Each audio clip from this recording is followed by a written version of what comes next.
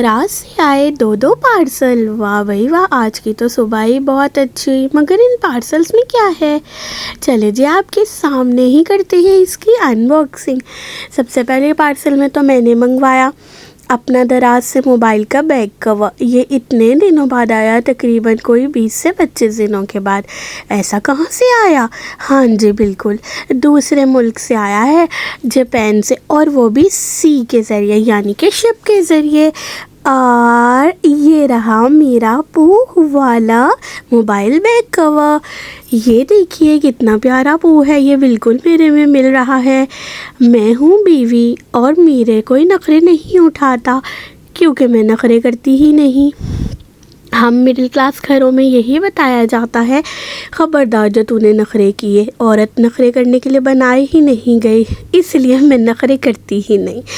इतना इसका अच्छी क्वालिटी का कवर था और ये टोटली जापान से आया, और इवन कि इस पर जो एड्रेस लिखा हुआ था वो भी जापान का था। Very nice, very good. मेरा तो वैसे ही बहुत ट्रस्ट है दराज पर, आप लोग भी ज़रूर ऑर्डर किया करें, मगर देखभाल के कमेंट्स पढ़ना मत भूला करें। ये रहा जी मेरा दूसरा पार्सल। इसमें क्या है, इसमें मैंने मंगवाया अपना एक मेकअप ऑर्गेनाइज़र बैग, जो कि यूज़ होता है ट्रैवलिंग में या एक जगह से दूसरी जगह जाने में। अब चूँकि मैं अपने ससुराल में रहती हूँ और अम्मी के यहाँ आना जाना होता है, पहले अम्मी के यहाँ से ससुराल आना जाना होता था, तो फिर मुझे बड़ी ही दिक्कत पेश आती थी अपने मेकअप को रखने के लिए, कभी शॉपिंग बैग में और कभी अम्मी से उधार लिए पर्स में। फिर एक दिन दराज पर विंडो शॉपिंग करते हुए मैंने सोचा क्यों ना ये पाउच ऑर्डर कर दिया जाए। लुंडे में भी देखती तो इतने का ही मिलना था, और यहाँ पर न्यू में मुझे एक ऑर्गेनाइज़र के साथ मिल गया। इसमें बहुत अच्छी क्वालिटीज़ हैं, जैसे कि ब्रश रखने के लिए जगह, और फाउंडेशन रखने के लिए, लिपस्टिक रखने के लिए अलग से जगह, इसके अलावा eye shadow palette and face powder रखने के लिए सीधी जगह। और सबसे अच्छी बात ये कि अगर मेकअप ज़्यादा हो तो आप ये बीच वाले को रिमूव कर सकते हैं। ये इस तरह से मैजिक से लगा हुआ है, यहाँ से आप उतार लें तो ये ऊंची हाइट का बॉक्स भी बन सकता है अकॉर्डिंग टू योर आइटम्स।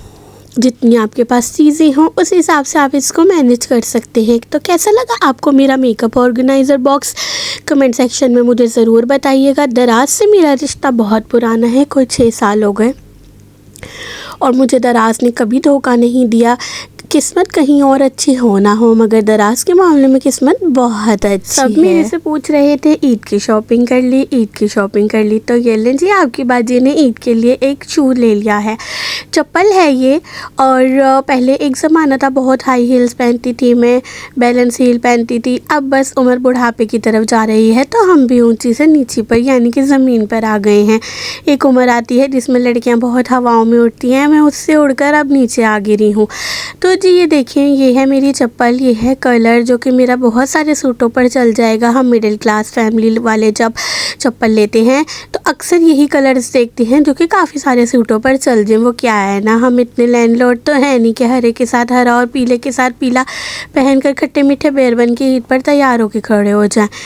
तो जी ये रहा मेरा खुद सा ब्लैक कलर का, और बहुत अच्छा था। ये फॉर्म वाली शीट के साथ था, यानी कि आपके पैर नहीं थकेंगे इसको पहन के। आजकल वैसे भी काफ़ी सारी चप्पल जो हैं वो सॉफ्ट सोल के साथ आ रही हैं। यहाँ पर मैं आपको पहन कर भी दिखा देती हूँ कि आपकी बाजी का पाँव कुछ ऐसा दिख रहा था। ठीक है, कैसा लगा आपको मेरा खुद सा कमेंट सेक्शन में बता दीजिएगा। रेट पूछना हो तो भी, और कहाँ से मैंने लिया, इस सब के लिए आपको कमेंट्स में आना पड़ेगा।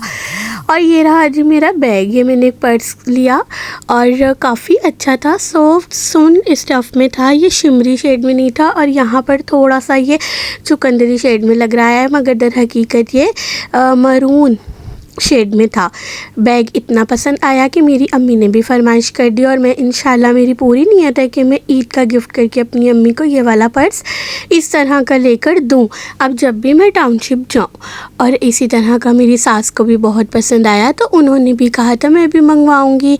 तो चीज़ ऐसी लाई है कि 4 लोग पूछें कहाँ से लाई, कितने का लाई। जो भी मुझसे मिलता है कहता है आपकी आवाज़, आपका वे ऑफ टॉकिंग तो बहुत अच्छा है, आपको तो व्लॉगिंग करनी चाहिए। अब उनको कौन बताए कि कुछ ना कदरे लोग बगैर सब्सक्राइब के हमारा व्लॉग चैनल देखते रहते हैं और हम उनसे रिक्वेस्ट करते रहते हैं कि काइंडली आप लोग चैनल को सब्सक्राइब करके देखा करें, लाइक एंड शेयर का सिलसिला मत रोका करें। बस अभी ये लोग मेरी नाकदरी कर रहे हैं ना, फिर जब मैं फेमस हो जाऊँगी फिर मैं भी इन लोगों को दस्तियाब नहीं होंगी जैसे को तैसा।